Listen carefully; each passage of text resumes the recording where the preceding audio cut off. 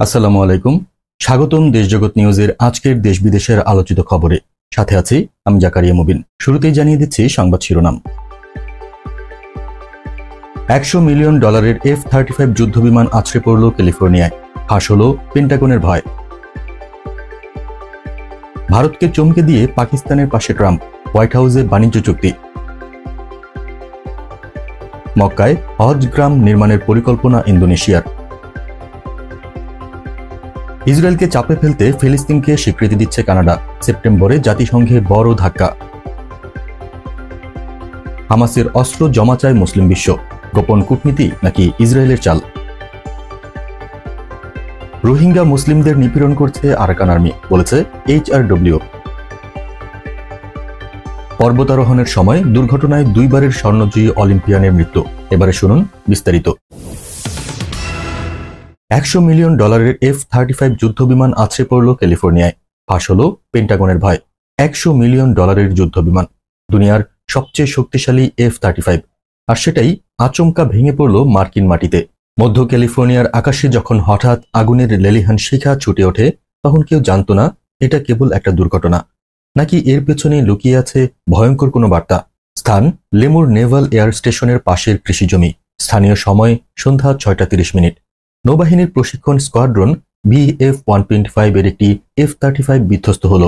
ঘটনাস্থল থেকে উঠতে থাকে কালো ধোঁয়া, ছড়িয়ে পড়ে আতঙ্ক। কিন্তু প্রশ্ন হলো, এত আধুনিক প্রযুক্তির যুদ্ধবিমান হঠাৎ কেন ভেঙে পড়ল? কোনো প্রযুক্তিগত ত্রুটি নাকি সাইবার হামলার ইঙ্গিত? পাইলট নিরাপদে বেরিয়ে এসেছেন, কিন্তু এই ধাক্কা কি কাঁপিয়ে দিল মার্কিন প্রতিরক্ষা ব্যবস্থার ভিত? এই দুর্ঘটনা শুধু একটি বিমান বিধ্বস্ত নয়, এটি একটি সংকেত। বিশ্ব রাজনীতির পট পরিবর্তনের আগে কোন খেলায় নামছে মার্কিন যুদ্ধযন্ত্র? ভারতকে চমকে দিয়ে পাকিস্তানের পাশে ট্রাম্প, হোয়াইট হাউসে বাণিজ্য চুক্তি। হোয়াইট হাউসে বসে যেটা চূড়ান্ত হলো, তা ভারতের জন্য একটা কূটনৈতিক চপটাঘাত, আর সেটা করেছে পাকিস্তান যুক্তরাষ্ট্রের সঙ্গে হাত মিলিয়ে। মার্কিন প্রেসিডেন্ট ডোনাল্ড ট্রাম্প জানালেন পাকিস্তানের সঙ্গে বাণিজ্য চুক্তি চূড়ান্ত, আর এই চুক্তিতে রয়েছে এমন কিছু বিষয় যা বদলে দিতে পারে পুরো দক্ষিণ এশিয়ার রাজনৈতিক ভারসাম্য। বিশাল তেল সম্পদ যৌথভাবে উন্নয়ন করবে দুদেশ। এমনকি ট্রাম্প বললেন, এ তেল একদিন ভারতে রপ্তানিও হতে পারে। ভারতপন্থী লবিরা হতবাক, আর পাকিস্তান বলছে এটাই তাদের কূটনীতির সবচেয়ে বড় বিজয়। এই চুক্তির পর মার্কিন বাজারে শুল্ক ছাড়ে প্রবেশ করবে পাকিস্তানি পণ্য। শুরু হবে অর্থনৈতিক সহযোগিতার নতুন অধ্যায়। ভারতকে পাশ কাটিয়ে পাকিস্তানের পাশে যখন হোয়াইট হাউস, তখন প্রশ্ন একটাই, বাংলাদেশ থাকবে কোন কাতারে? মক্কায় হজ গ্রাম নির্মাণের পরিকল্পনা ইন্দোনেশিয়ার। পবিত্র নগরীতে এক বিশাল পরিকল্পনা যা বদলে দিতে পারে হজ ব্যবস্থার ভবিষ্যৎ চিত্র। সৌদি আরবের অনুমতিতে ইন্দোনেশিয়া এবার হজ যাত্রীদের জন্য মক্কার কাছেই গড়ে তুলবে নিজস্ব আবাসন গ্রাম। জমির পরিমাণ 25 থেকে 85 হেক্টর, আর কিছু জমি পবিত্র মসজিদ আল হারাম থেকে মাত্র 1 কিলোমিটার দূরে। এই প্রকল্প বাস্তবায়িত হলে বিশ্বের সবচেয়ে জনবহুল মুসলিম দেশের হাজিদের থাকার, চলাফেরার, এমনকি ইবাদতের পরিবেশ পাল্টে যাবে, আর এটিই হতে পারে মুসলিম উম্মার ঐক্যের প্রতীক। নতুন আইনে 2026 থেকে বিদেশি প্রতিষ্ঠান মক্কায় জমি কিনতে পারবে। মুসলিম বিশ্বের নেতৃত্বে এখন ইন্দোনেশিয়ার মতো দেশগুলো উঠে আসছে। মক্কা এখন শুধু ইবাদতের কেন্দ্র নয়, এখন এটি হয়ে উঠেছে মুসলিম জাতির কৌশলগত প্ল্যাটফর্ম। প্রশ্ন হলো, এই হজ গ্রাম কি তবে শুরু মুসলিম বিশ্বের এক নতুন শক্তির উত্থানের? ইসরায়েলকে চাপে ফেলতে ফিলিস্তিনকে স্বীকৃতি দিচ্ছে কানাডা, সেপ্টেম্বরে জাতিসংঘে বড় ধাক্কা। ইসরায়েলের সবচেয়ে ঘনিষ্ঠ মিত্র যুক্তরাষ্ট্র যখন পিছু হটছে, ঠিক তখনই কানাডা এবার ফিলিস্তিনকে রাষ্ট্র হিসেবে স্বীকৃতি দিতে যাচ্ছে, আর সেটা ঘটবে জাতিসংঘের মঞ্চেই। কানাডার প্রধানমন্ত্রী মার্ক কার্নি জানালেন, আগামী সেপ্টেম্বরে জাতিসংঘের সাধারণ অধিবেশনে ফিলিস্তিনকে স্বীকৃতি দেওয়ার পরিকল্পনা নিয়েছে অটোয়া। কারণ গাজার রক্তাক্ত বাস্তবতা আর সহিংসতার সীমাহীনতা। দ্বিরাষ্ট্রভিত্তিক শান্তি চুক্তির আশা এখন এক অলীক কল্পনা। তবে এই স্বীকৃতির আগে ফিলিস্তিন কর্তৃপক্ষকে আনতে হবে সংস্কার, বাদ দিতে হবে হামাস, আর প্রতিশ্রুতি দিতে হবে নিরস্ত্রীকরণের। এদিকে ফ্রান্স ও যুক্তরাজ্যও এই পথেই হাঁটছে। তবে স্পষ্ট নয় এই স্বীকৃতি গাজা যুদ্ধ আর পশ্চিম তীরের ইসরায়েলি দখলদারিত্বের বিরুদ্ধে কতটা কাজে আসবে।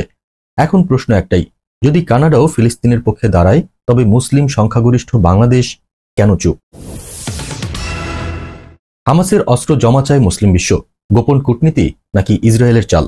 একসময় যারা হামাসের পাশে ছিল, আজ তারাই বলছে অস্ত্র নামাও। গোপনে কি হামাসকে শেষ করতে চায় মুসলিম বিশ্ব? সৌদি আরব, কাতার, তুরস্ক, এমনকি মিশরের মতো দেশও এখন চাইছে হামাস গাজার শাসন ছাড়ুক, আর অস্ত্র জমা দিক ফিলিস্তিন কর্তৃপক্ষের কাছে। আরব লীগেরও সেই একই মত। তাদের ভাষ্য, স্বাধীন ফিলিস্তিন গড়তে গেলে হামাসকে সরে দাঁড়াতেই হবে। জাতিসংঘে জমা পড়েছে এমনই এক প্রস্তাব যাতে স্পষ্ট বলা, গাজায় যুদ্ধ বন্ধ করতে চাইলে হামাসকে নিরস্ত্র করতেই হবে। টাইমস অফ ইসরায়েল বলছে, মুসলিম দেশগুলোর এই অবস্থান আসলে মধ্যপ্রাচ্যের নতুন কূটনীতি। এই তালিকায় আছে ফ্রান্স, জাপান, তুরস্ক, এমনকি ইউরোপীয় ইউনিয়ন। তারা বলছে এটাই হবে ফিলিস্তিনের স্বাধীনতার পথ। কিন্তু প্রশ্ন রয়ে যায়, এই উদ্যোগ কি সত্যিই স্বাধীনতার পথ, নাকি হামাসকে সরিয়ে মধ্যপ্রাচ্যে ইসরায়েলের আধিপত্য প্রতিষ্ঠার চূড়ান্ত চক্রান্ত? রোহিঙ্গা মুসলিমদের নিপীড়ন করছে আরাকান আর্মি, বলেছে HRW। ভাবুন তো, আপনি নিজ ঘরে বসবাস করছেন, কিন্তু হঠাৎই কেউ এসে বলে এখন থেকে জমি, গবাদি পশু, এমনকি কবরস্থানেরও মালিক তারা। কে এই বর্বর? না, এবার আর মিয়ানমার সেনা নয়, রোহিঙ্গা মুসলিমদের নতুন দুঃস্বপ্ন হয়ে দাঁড়িয়েছে আরাকান আর্মি। HRW এর মতে, রাখাইনের নিয়ন্ত্রিত এলাকায় রোহিঙ্গাদের মাছ ধরা, কৃষিকাজ, এমনকি চলাফেরাও নিষিদ্ধ। খাবারের জন্য কেউ ভিক্ষা করছে, কারো বা ধান খেতে কবর দিতে বাধ্য করা হয়েছে। এই কি ছিল ন্যায় বিচারের প্রতিশ্রুতি? এলাকায় লুটপাট, শ্রমে বাধ্য করা, মারধর, আরও ভয়াবহ অভিযোগ তুলে এনেছে হিউম্যান রাইটস ওয়াচ। আরাকান আর্মির রোহিঙ্গা নিপীড়ন এখন যেন সেনাবাহিনীকেও হার মানাচ্ছে। 2023 থেকে দখলে নেওয়া অঞ্চলগুলোতে তারা শান্তির কথা বললেও বাস্তব চিত্র ভয়ঙ্কর। 12 লাখ রোহিঙ্গা আজও বাংলাদেশে আশ্রয়ে। নতুন করে আরও 1,20,000 মানুষ কক্সবাজারে এসেছে, যাদের অনেকেই সহায়তা পাচ্ছেন না। প্রত্যাবাসনের কথা উঠলেই বলা হয় পরিবেশ অনুকূল নয়। প্রশ্ন হলো, কে গড়বে সেই পরিবেশ?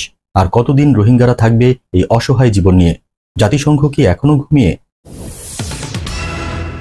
পর্বতারোহণের সময় দুর্ঘটনায় 2বারের স্বর্ণজয়ী অলিম্পিয়ানের মৃত্যু। জার্মানির গর্ব, অলিম্পিকে 2বারের স্বর্ণজয়ী, কিন্তু এবার আর ফিনিশ লাইন পার হওয়া হলো না লরা ডালমিয়েরের। পাকিস্তানের ভয়ঙ্কর কারাকোরাম পাহাড়ে উঠে জীবন দিলেন এই অ্যাথলেট। 31 বছরের এই নারী ক্রীড়াবিদের মৃত্যু হয়েছিল সোমবার। কিন্তু শুনলে অবাক হবেন, নিজের মৃত্যু নিয়ে আগেই লিখে গেছেন লরা। তিনি বলেছিলেন, যদি পাহাড়ে মারা যান তাহলে যেন কেউ তাকে উদ্ধার করতে না যায়। জীবনের ঝুঁকি নিয়ে কাউকে না পাঠাতে তার ইচ্ছে ছিল শরীরটা সেখানেই পড়ে থাকুক চিরতরে। সেই ইচ্ছার সম্মানেই 29 জুলাই শেষ করে দেওয়া হয় উদ্ধার অভিযান। লাইলা পিকের 5700 মিটার উচ্চতায় পড়ে আছে লরার নিথর দেহ। তিনি শুধু একজন চ্যাম্পিয়ন ছিলেন না, ছিলেন সাহসের এক প্রতীক। 2018 অলিম্পিকে একই সাথে স্প্রিন্ট ও প্যারাশুটে স্বর্ণ, এমন ইতিহাস গড়েছেন একমাত্র লড়াই। বিশ্বের অলিম্পিক পরিবার কাঁদছে আজ, শোক জানাচ্ছেন রাষ্ট্রপতিরা, ক্রীড়াবিদরা। আর আমরা জানছি, মৃত্যুর মধ্যেও যারা নিজেদের শেষ ইচ্ছায় হয়ে ওঠেন অনন্য, তাদের গল্প চিরকাল বেঁচে থাকে। আজ এখানেই শেষ করছি। সবাই ভালো থাকুন, সুস্থ থাকুন, আর দেখতে থাকুন দেশজগৎ নিউজ। চ্যানেলটি ভালো লাগলে সাবস্ক্রাইব করুন আর সংযুক্ত থাকুন আমাদের ফেসবুক পেজে। ধন্যবাদ।